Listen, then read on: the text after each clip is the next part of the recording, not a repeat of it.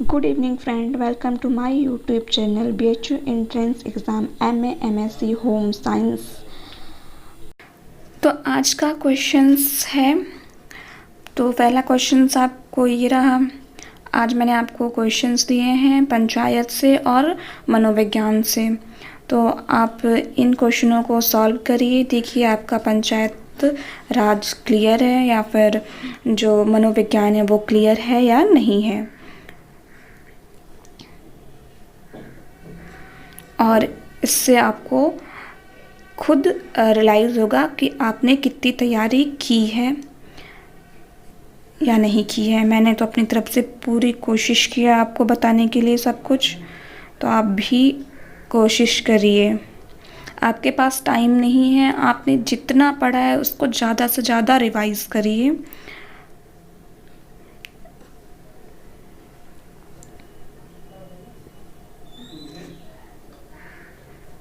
ये थे आपके क्वेश्चंस।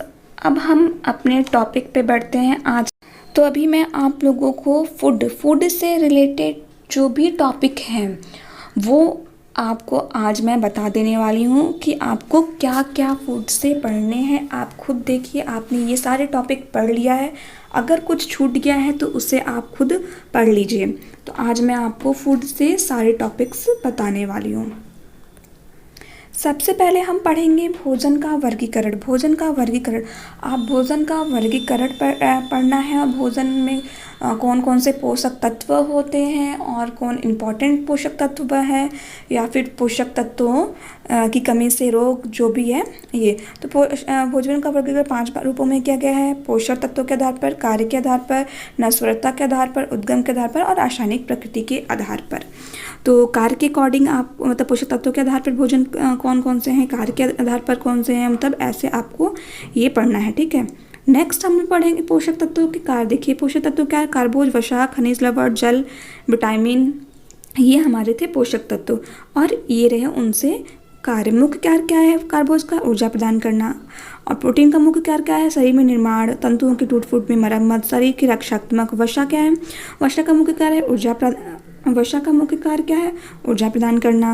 विटामिन का शरीर का रक्षात्मक, शरीर क्रियाओं का नियमन एवं नियंत्रण। खनिज लवण क्या है? रक्षात्मक, शरीर क्रियाओं का नियमन नियंत्रण, शारीरिक निर्माण एवं मरम्मत।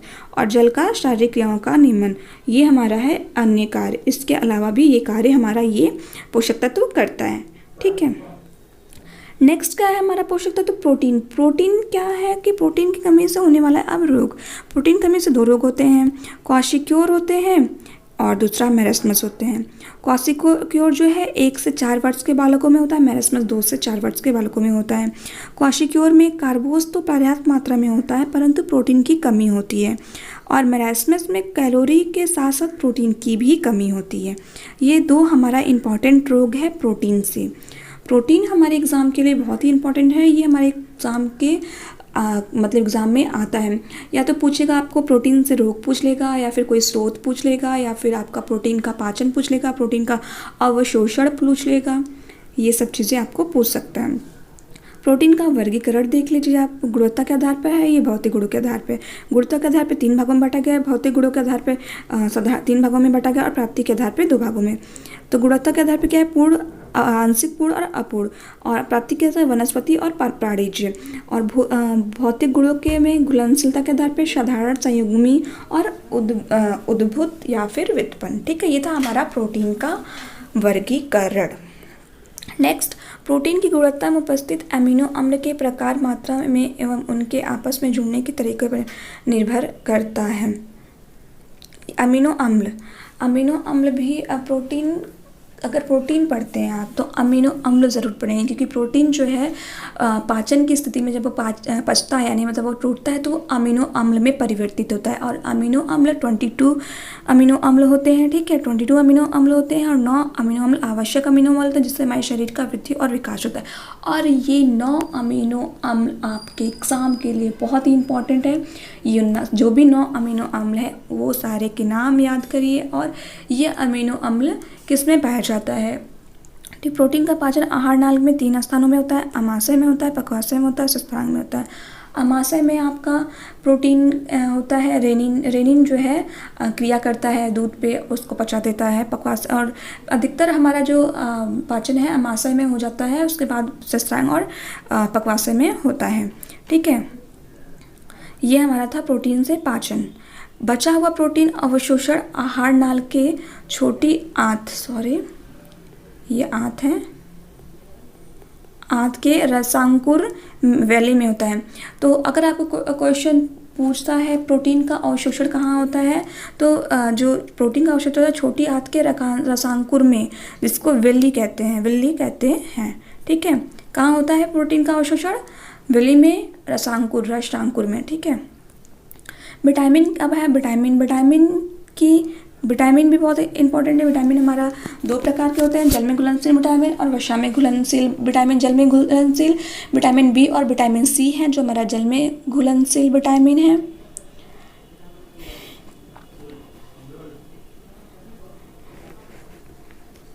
विटामिन ए पढ़ते हैं भी। देखिए विटामिन ए की कमी से कौन से रोग होते हैं? ये है हमारा विटामिन ए की कमी से। देखिए विटामिन ए की कमी से आपको अधिकतर आँखों रिलेटेड बीमारियां होंगी। तो रतौंधी, केरेटोमैलेशिया, गुर्दे में पथरी, कॉर्निया, जेरेसिस और फाइब्रोडर्मा, ये हमारा था विटामिन ए की कमी से रोग। ये रोग हमारा विटामिन ए की कमी से होता है। विटामिन बी1 की कमी से कौन रोग होता है? देखो विटामिन बी को थायमीन कहते हैं। ठीक है, थायमीन कमी से बेरी रोग होता है। बी कॉम्प्लेक्स मतलब बी ग्रुप के सारे B1, B2, B3, B5, B6, B12 मतलब जो भी बी ग्रुप के आपके विटामिन है उसको आप अच्छे से पढ़ लीजिएगा। मैं अभी आपको इतना बता रही हूँ कि आपको फूड में क्या क्या पढ़ना है और उसकी कुछ इम्पॉर्टेंट चीज़ें मैं आपको बता दे रही हूँ। पढ़ना तो आपको खुद है, आप ज़्यादा से ज़्यादा रिवाइज़ करने की कोशिश कीजिए कि टाइम बहुत कम है। आपको जो पढ़े हैं उनमें कन्फ्यूज़न ना हो, लेकिन जो पढ़ के आए हैं वो कभी आपको गलत करना हो, मतलब जो आपने पढ़ा है वो गलत ना हो। तो आपके बेरी के लक्षण क्या है? हृदय में के आकार का बढ़ना है, तंत्रिका तंत्र में विकार, पैरों के तलुओं में जलन, मुंह एवं संपूर्ण शरीर में सूजन। और देखिए इंपॉर्टेंट नोट्स क्या है? शुष्क खमीर जो है वो थायमीन में पाया जाता है। अगर आपको पूछा जाए थायमीन में सबसे ज़्यादा क्या पाया जाता है, तो शुष्क खमीर जो है थायमीन में सबसे ज़्यादा पाया जाता है।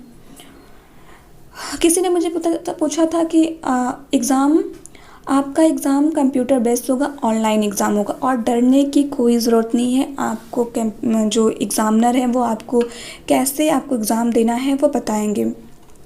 आपका सबसे पहले क्वेश्चंस आ जाएंगे, आपको जो क्वेश्चंस आते हैं उस पर आप अपने माउस से टिक करिएगा, वो आपका ग्रीन हो जाएगा तो वो आंसर आपका टिक हो गया है। और फिर आपको अगले पे जाना है तो आपको नेक्स्ट करना होगा। ठीक है, ऐसे करते हुए आप जाएंगे और वापस आने के लिए आप वापस फर्स्ट क्वेश्चन पे क्लिक करेंगे, आपको पहला क्वेश्चन वापस से मिल जाएगा, आप अपना क्वेश्चन चेक कर सकते हैं। ठीक है, कौन सा किया है कौन सा नहीं किया है, तो कोई डरने की ज़रूरत नहीं है, बहुत ही आसान है। नेक्स्ट क्या है? Vitamin B2 riboflavin. ठीक है, B2 को राइबोफ्लोविन कहते हैं। इससे राइबोफ्लेवोनिसिस रोग होता है। इसके लक्षण क्या है? मुख में छाले, आँख लाल होना, दृष्टि क्षीण होना, भोजन निकलने में परेशानी। ठीक है, विटामिन सी कमी से स्कर्वी रोग होता है, बालकों में बाल स्कर्वी होता है। आंवला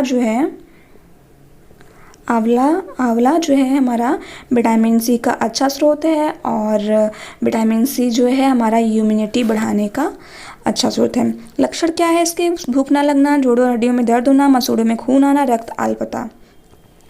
नेक्स्ट हमारा विटामिन डी की कमी से होने वाले रोग। विटामिन डी की कमी का कारण क्या है? विटामिन डी की कमी का कारण कैल्शियम और फास्फोरस का अवशोषण है। विटामिन डी जो है हमारा कैल्शियम और फास्फोरस का अवशोषण करता है।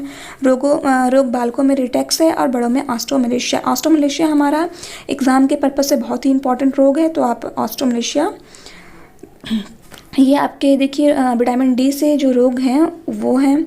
ठीक है, और ये सब उनके लक्षण हैं, तो आप लक्षण पढ़ लीजिए। नेक्स्ट हमारा है नियासिन की कमी। नियासिन की कमी से पेलेग्रा रोग होता है। पेलेग्रा रोग किससे होता है? नियासिन की कमी से होता है। इसको 3D डिजीज़ भी कहते हैं। 3D डिजीज़ किससे कहते हैं, किसकी कमी से होता है? तो आपका आंसर होना चाहिए कि नियासिन की कमी से 3D डिजीज़ होता है। 3D डिजीज़ किस रोग को कहते हैं? तो पेलेग्रा रोग को 3D डिजीज़ भी कहते हैं। ये रहा 3D के आपका अर्थ, 3D का अर्थ क्या है? अतिसार होता है, त्वचा रोग संबंधित, पागलपन संबंधित। 3D में 3 आपके रोग आते हैं, अतिसार, त्वचा रोग और पागलपन संबंधित या फिर नाड़ी संबंधित रोग। अगर आपको पूछ लिया था 3D में मतलब अतिसार, त्वचा रोग और पागलपन, नाड़ी संबंधी ये तीनों रोग किस में आते हैं, तो आपका 3D आंसर होना चाहिए। ठीक। नेक्स्ट क्या है? विटामिन डी की अधिकता से रोग। विटामिन डी की अधिकता से पथरी, हृदय में गांठ, वजन में कमी। और सबसे इंपॉर्टेंट रोग क्या है? Hyper vitaminosis D. Hyper vitaminosis D, ये हमारा विटामिन डी की अधिकता से होता है। इस विटामिन से जो व्यक्ति पीड़ित है उसको सूर्य के प्रकाश से दूर रहना चाहिए, बचना चाहिए। ठीक। नेक्स्ट हमारा है खनिज लवण की कमी से उत्पन्न रोग। लोह तत्व की कमी से रक्त अल्पता होती है। आयोडीन की कमी से घेंगा रोग या फिर गलफड़ा रोग होता है। आयोडीन कमी से थायराइड, क्या होता है कि आयोडीन जो है उससे थायराइड ग्रंथियाँ में कमी से रस थायरोक्सिन जो है अधिक मात्रा, अगर हमारी बॉडी में आयोडीन की कमी है तो जो हमारी थायराइड ग्रंथियाँ हैं उसमें थायरोक्सिन रस जो है अत्यधिक मात्रा में बनने लगता है, जिससे हमारी थायराइड ग्रंथियाँ फूलने लगती हैं।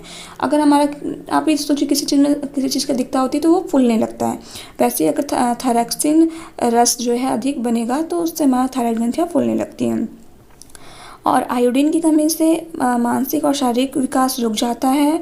अगर गर्भवती महिलाओं में आयोडीन की कमी है तो उनका बच्चा मंदबुद्धि भी पैदा हो सकता है। और बच्चों में आयोडीन की कमी से उनका शारीरिक विकास रुक जाएगा और मानसिक विकास भी रुक जाता है। भारत सरकार ने घेंगा रोग नियंत्रण कार्यक्रम शुरू किया था 1962 ईस्वी में। कब शुरू किया है? 1962 ईस्वी में घेंगा रोग नियंत्रण। नेक्स्ट क्या है? भोजन की ऊर्जा मूल्य यहाँ पे होगा।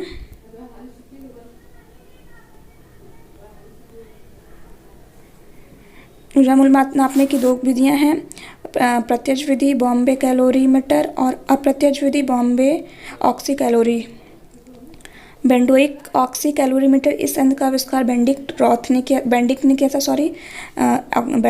बेंडिक्ट ऑक्सी कैलोरीमीटर, इस यंत्र का आविष्कार बेंडिक्ट ने किया था।